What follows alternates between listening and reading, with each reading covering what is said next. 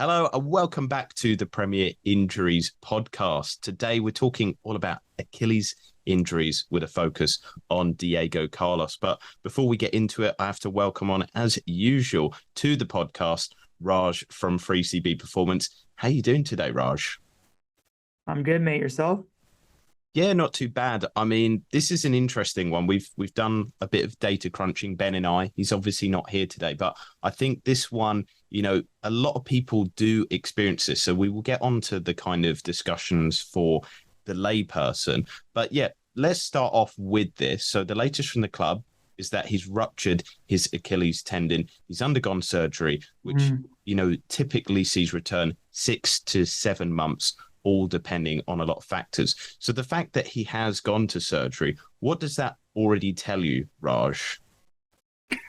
I mean, it tells you that it was a complete rupture, obviously, right? And so they had to surgically repair that tendon. Typically, with in elite footballers, you're looking at that 6 to 8 or 9 month return timeline. It just depends on certain variables and how the player progresses. And so, I mean, it just means it was a full tear, is what the surgery tells me right away. And I just want to examine Stephen Gerrard's comment post this incident, because he said for sure Diego will have a big chunk of the season to play, but we won't put a return date on it. No unnecessary pressure. He'll play again this season. We're extremely confident of that.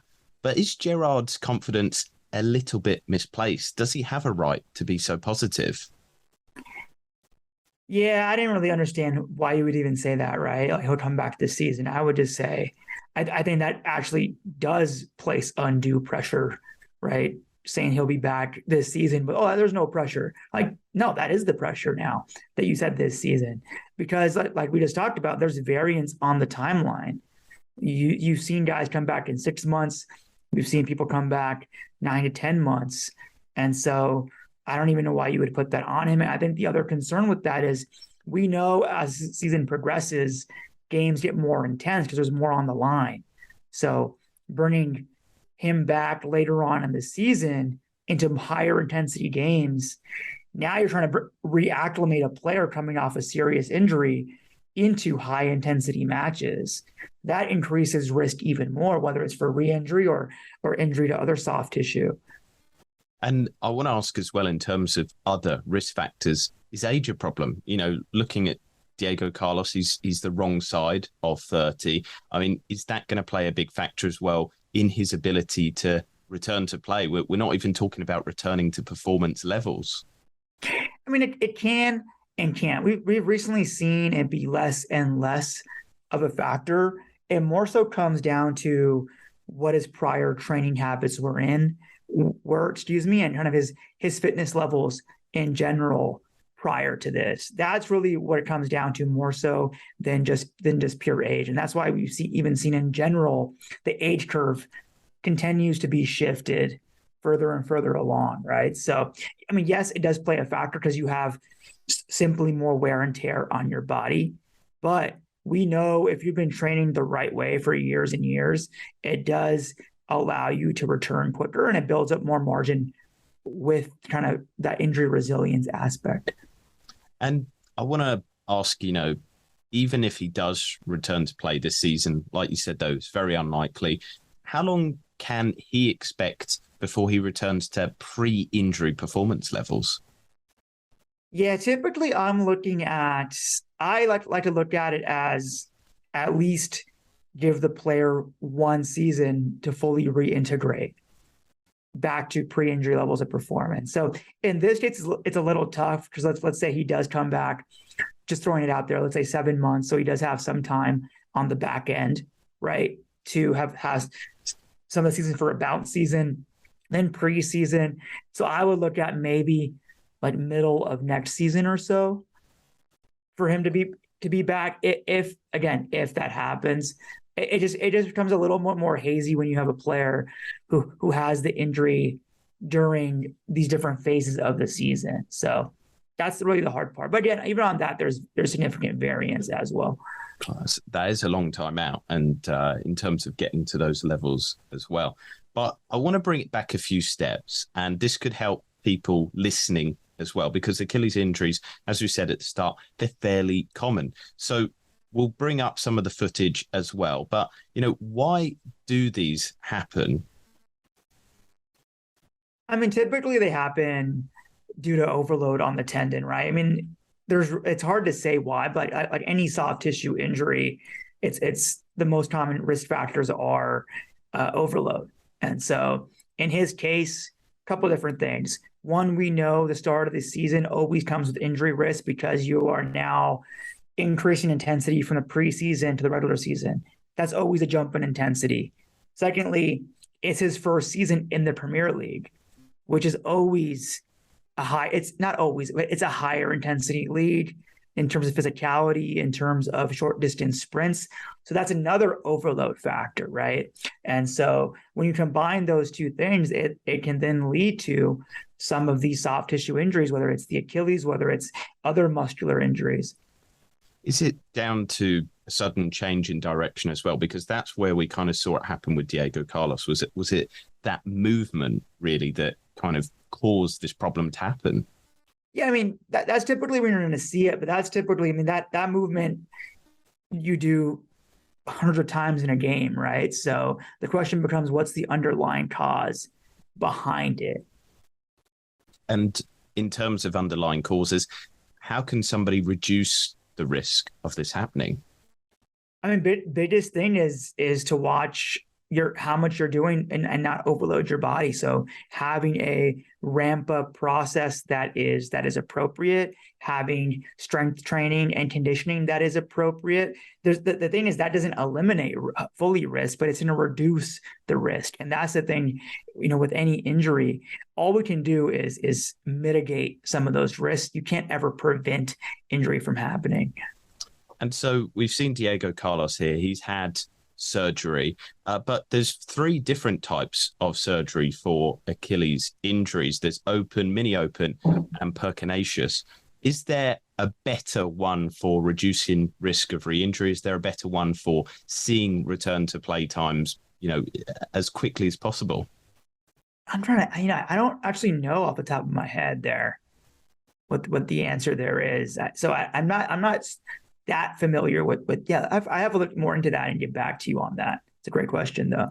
Fair enough. I think some of it also, though, does come down to the surgeon and what they're most comfortable with, too.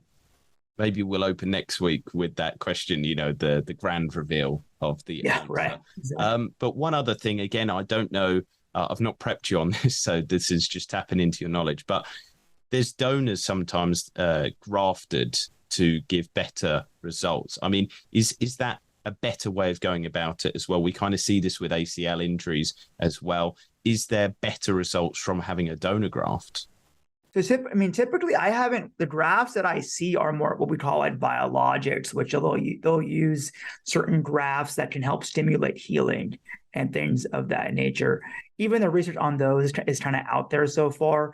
But the thing is, at the professional level, it's like where money really isn't that much of a concern. The real concern is how do we get these guys back to play? They'll do a lot of stuff that's not really driven by their research, or that's kind of like on the cutting edge. And so you're not going to have research that's actually catching up to it for years to come. So they definitely will oftentimes use certain grafts or other biologics to try and help expedite that healing component. Interesting. I want to bring it back to maybe a couple of case studies. We've seen Callum Hudson-Odoi.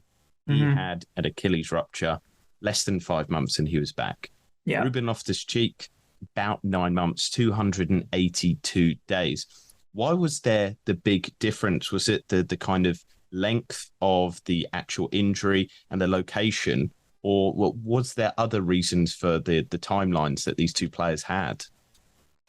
I mean, it could be a number of things. One is just, some players respond differently to things, right, than others do. So you're always going to have variance, like I talked about. That's why I said 6 to 9 month return timeline is the typical.